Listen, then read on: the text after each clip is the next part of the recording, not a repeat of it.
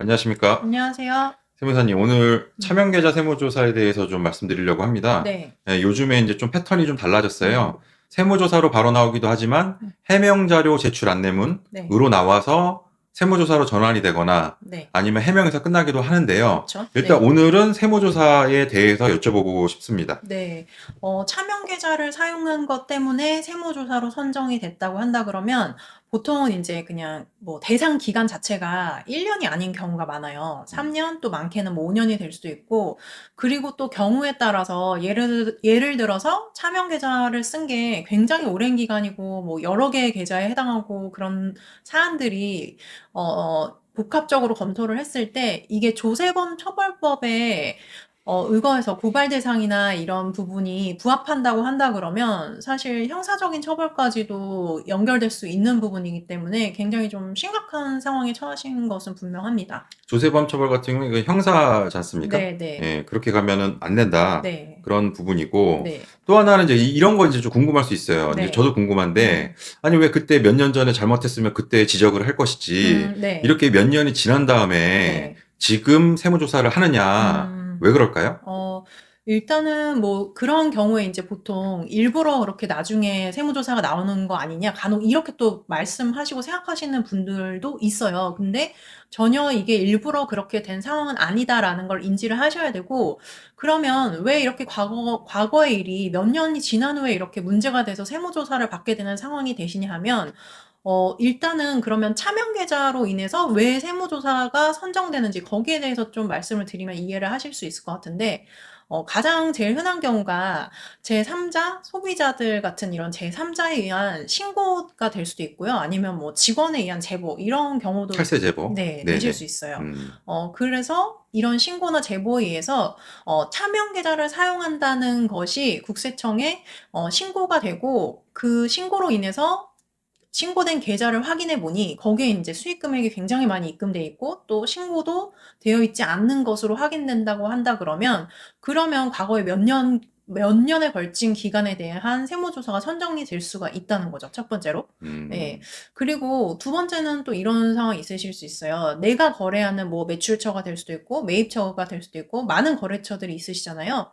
근데 그 거래처들 중에 하나가 세무조사를 받는 상황이 생기실 수 있죠. 그러면 그 거래처의 입출금 계좌 내역을 국세청에서 검토를 합니다, 세무조사를 하는 과정에서.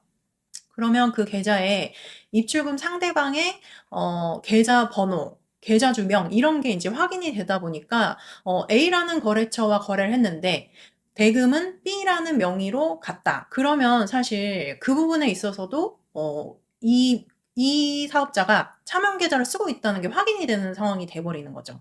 그래서 이런 거래처들의 세무조사를 통해서 나한테까지 세무조사가 파생될 수 있는 가능성이 있다는 겁니다. 그래서 이런 경우에는 또 차명 계좌로 세무조사를 받게 되시는 상황이 될 수가 있는 거죠. 그러니까 요약을 네. 해보자면, 과거에 밝혀지지 않았던 음. 거는 기술의 발전과 데이터가 축적이 되면서 음. 밝혀질 수도 있고, 음. 그리고 탈세 제보가 급증을 하고 있으며, 그리고 타 거래처가 세무조사를 받다가 연결이 될 수 있다. 네. 예, 그렇게 보시면 되고요. 또 네. 하나는 차명 계좌 자체를 일단은 다 매출 누락 차명 계좌로 보는 거다. 음. 그렇기 때문에 굉장히 큰 리스크가 발생이 될 수 있고, 생각했던 것보다 금액이 상당히 클 수 있다. 네. 예, 이렇게 그렇죠. 보여지겠네요. 네네. 왜냐면은 차명 계좌에서 차명 계좌를 한다 하더라도 그 돈을 전부 다 자기가 탈세해서 탈루해서 쓰는 게 아니라 네. 사업에 재투자하거나 아니면 음. 인건비로 쓰거나 임대료 내거나 하는 경우들이 많잖아요. 네. 그렇죠. 근데 이제 중요한 거는 나는 몰랐다라고 말씀하시는 분들이 많거든요. 네. 예, 근데 사업자는 사업용 계좌를 반드시 써야 된다. 이제 그 네. 말씀이시죠? 네네. 그렇습니다. 예, 좀 더 주의해야 될 부분 혹시 말씀해 주실 거 있으실까요? 네. 일단은 내 명의로 된 계좌를 쓰는 게 제일 중요한 전제 조건이고요. 만약에 이렇게 뭐 어떤 상황적인 거나 아니면 몰라서 다른 사람 명의의 계좌를 썼다고 하신다 그러면 그 계좌 내에서 내가 또 사업과 관련돼서 쓰신 비용이 있을 거고 그럴 거예요. 그래서 어쨌든 이런 걸 인지했을 때는 앞으로 더 사용하시는 것을 중단하시고, 만약에 내가 사용한 기간 동안에 수익 금액이 입금된 것이 상당하고 거기에 대해서 또 신고가 많이 누락된 부분이 많다 그러면 수정 신고나 기한 후 신고를 통해서 자진해서 신고하시는 것도 큰 도움이 되실 수 있습니다.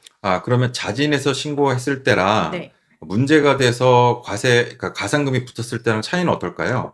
일단은 과거의 것을 오랜 기간이 지난 후에 신고를 하게 되면 아니면 조사를 받아서 인제 세금을 내게 되면 가산세가 아무래도 굉장히 많이 붙어 있을 수 있는 거죠. 음. 4-5 년이 지난 거를 나중에 음. 인제 가산세까지 내려 그러면 그 부담이 굉장히 커지실 수 있는 거고, 그리고 기간이 길면, 그러니까 차명 계좌를 사용한 기간이 길다 그러면 국세청, 가세관청 입장에서는 굉장히 좀 의도를 갖고 계속적으로 차명 계좌를 사용한 것처럼 보여질 수 있으니까 굉장히 세무조사를 받는 과정에서도 더 안 좋은 인상을 심어 주실 수 있는 부분입니다. 예, 그래서 음. 기술의 발전 플러스 그리고 이제 거래처라든지 아니면은 고객들이 음. 뭐 탈세 제보라든지 이렇게 우연히 알게 되는 경우들도 있을 수 있으니 음. 사업용 계좌를 반드시 사용해야 된다. 그렇게 인지하시는 게 좋을 것 같고요. 네.